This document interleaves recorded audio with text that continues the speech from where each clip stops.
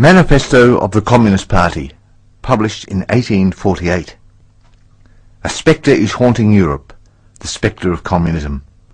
All the powers of old Europe have entered into an holy alliance to exorcise this spectre. Pope and Tsar, Metternich and Guizot, French radicals and German police spies. Where is the party in opposition that has not been decried as communistic by its opponents in power?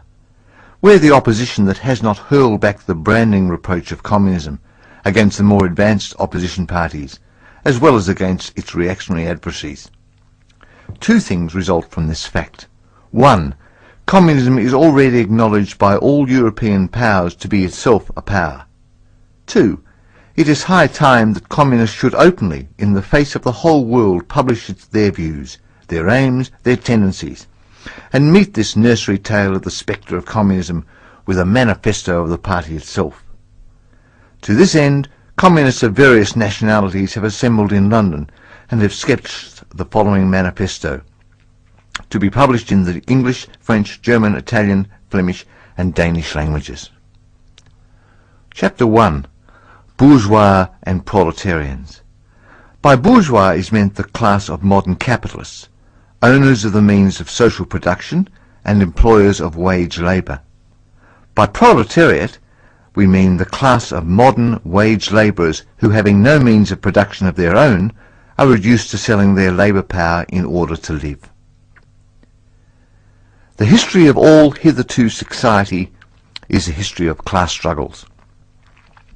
Freedman and slave, patrician and plebeian, lord and serf, guild master and journeyman, in a word, oppressor and oppressed, stood in constant opposition to one another and carried on an uninterrupted, now hidden, now open, a fight that each time ended either in a revolutionary reconstruction of society at large or in the common ruin of the contending classes. In the earlier epochs of history, we find almost everywhere a complicated arrangement of society into various orders, a manifold graduation of social rank. In ancient Rome we have patricians, knights, plebeians and slaves. In the Middle Ages, feudal lords, vassals, guild masters, journeymen, apprentices, serfs. In almost all these classes, again, subordinate graduations. The modern bourgeois society that has sprouted from the ruins of feudal society has not done away with class antagonisms. It has but established new classes, new conditions of oppression, new forms of struggle in place of the old ones. Our epoch, the epoch of the bourgeoisie, possesses, however, this distinctive feature. It has simplified the class antagonisms. Society as a whole is more or less splitting up into two great hostile camps, into two great classes directly facing each other, bourgeois and proletariat.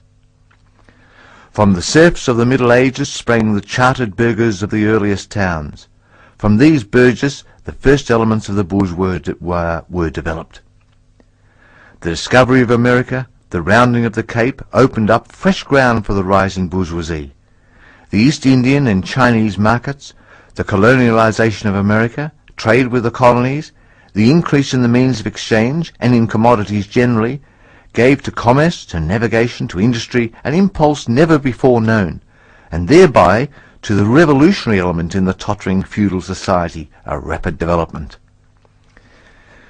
The feudal system of industry, under which industrial production was monopolized by closed guilds, now no longer suffice for the growing wants of the new markets. The manufacturing system took its place. The guild masters were pushed on one side by the manufacturing middle class. Divisions of labour between the different corporate guilds vanished in the face of division of labour in each single workshop. Meanwhile, the markets kept ever growing, the demand ever rising. Even manufacture no longer sufficed. Thereupon steam and machinery revolutionized industrial production. The pace of manufacture was taken by the giant modern industry, and the place of the industrial middle class by industrial millionaires, the leaders of whole industrial armies, the modern bourgeoisie. Modern industry has established the world market, for which the discovery of America paved the way. This market has given an immense development to commerce, to navigation, to communication by land. This development has, in its turn, reacted upon the extension of industry, and in proportion as industry, commerce, navigation and railways extended, in the same proportion the bourgeoisie developed, increased its capital, and pushed into the background every class handed down from the Middle Ages. We see, therefore, how the modern bourgeoisie is itself the product of a long course of development, of a series of revolutions in the modes of production and of exchange. Each step in the development of the bourgeoisie was accompanied by a corresponding political advance of that class. An oppressed class under the sway of the feudal nobility, an armed and self-governing association in the medieval commune, here independent urban republic, as in Italy and Germany, these taxable third estate of the monarchy, as in France, afterwards in the period of manufacture proper, serving either the semi-feudal or the absolute monarchy as a counterpose against the nobility, and in fact cornerstone of the great monarchies in general.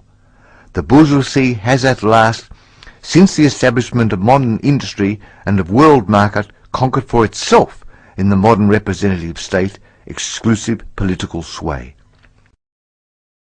The executive of the modern state is but a committee for managing the common affairs of the whole bourgeoisie.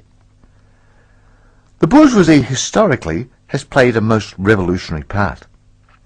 The bourgeoisie, whenever it has got the upper hand, has put an end to all feudal, patriarchal, idyllic relations. It has pitilessly torn asunder the motley feudal ties that bound man to his natural superiors, and has left remaining no other nexus between man and man than naked self-interest, than callous cash payment. It has drowned the most heavenly ecstasies of religious fervour, of chivalrous enthusiasm, of Philistine sentimentalism, in the icy water of egotistical calculation.